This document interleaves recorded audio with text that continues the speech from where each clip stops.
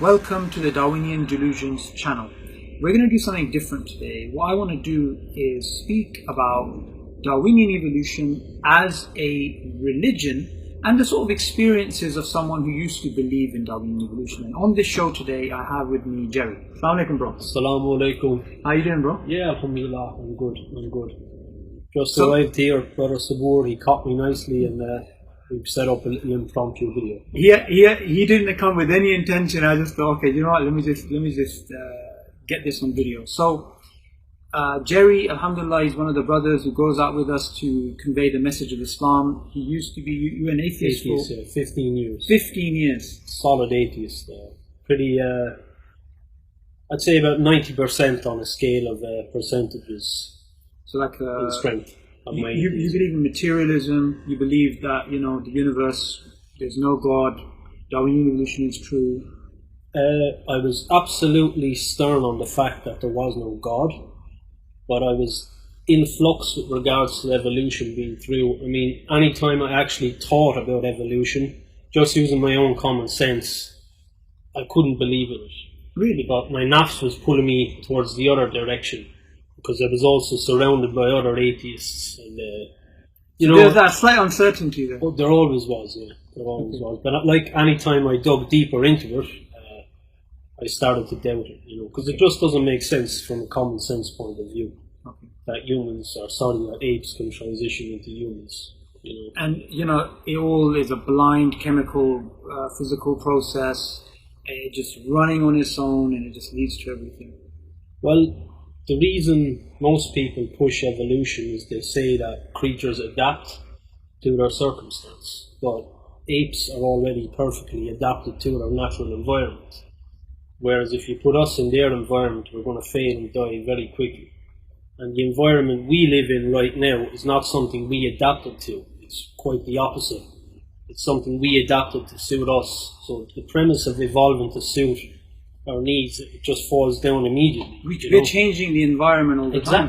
Exactly. And why do we not still have a bunch of transitionary phases in between apes and us? Well, also another way of thinking about it is, the whole thing that we can go to space, we can do quantum mechanics, we can sit here, we can film, we can do these things, yet, our cousins are still throwing bananas at each other in the jungle. Rocks. So, there's a difference. Now, why I wanted to get your sort of opinion on this is, if you remember a few weeks ago, I was getting you to check this material on Darwinian evolution, and you started saying some interesting things.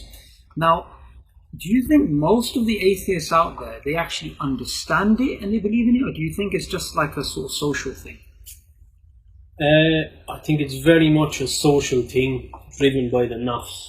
Going by my own experience with atheists, from when I was an atheist and also after I became Muslim, alhamdulillah, because if you cling to something like this, it gives you like a backing or a foundation for throwing away all moral responsibility. Oh, that's an interesting point. So it's like, if you accept the hereafter and you accept that you have a creator, then automatically responsibilities come with that to some extent. So that's why I believe my nafs was pulling me towards the evolutionary materialistic side of things, although like I say, when I actually stopped by myself and thought about it as an atheist, it didn't make sense. Okay. Now that's very interesting, because sometimes when I go out and I speak to people, and I'm sure you have the same experience, and you say to people, where did we come from, they just give you a label, read this book, or Dawkins said this or whatever, but they don't have a clue. No. They literally don't have a clue. Now the other thing which I wanted to speak about was that Richard Dawkins, in his book The Blind Watchmaker, he says Darwin allowed us to be intellectually satisfied atheists. Right?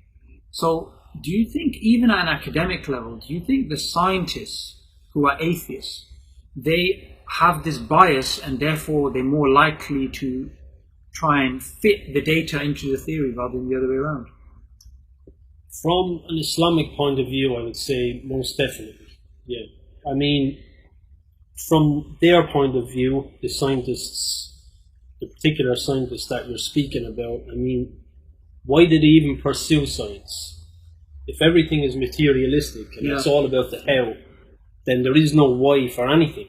You know, there's no reason for us to even listen to their conclusions, because what they are doing for them is just completely baseless.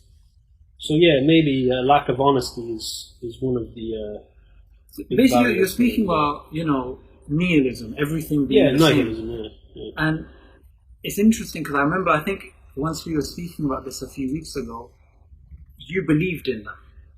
You believed everything was the same. Yeah, absolutely. Yeah. So I believed everything was pointless. How did he function? With difficulty.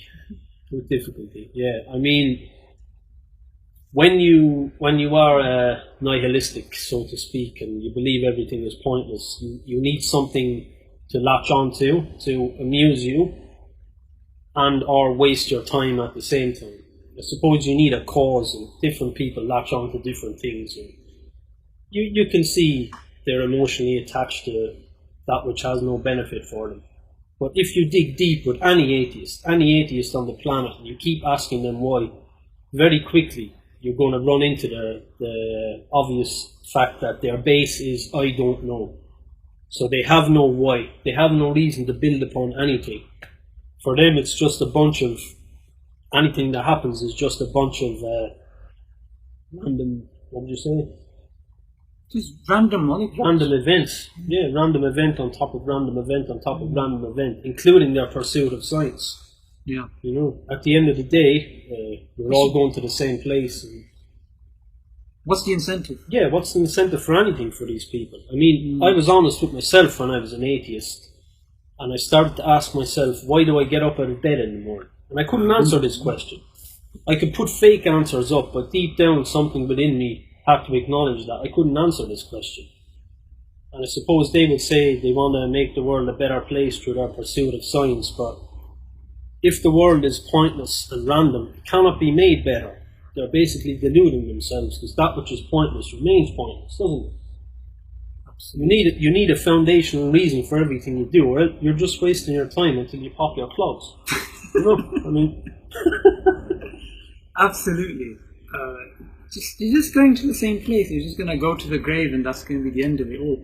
Now, what we're going to be doing, inshallah, God willing, is we're going to be doing more and more videos speaking about the atheist perspective from a former atheist, about, you know, views of life. And inshallah, one of the videos we want to speak about as well is morality.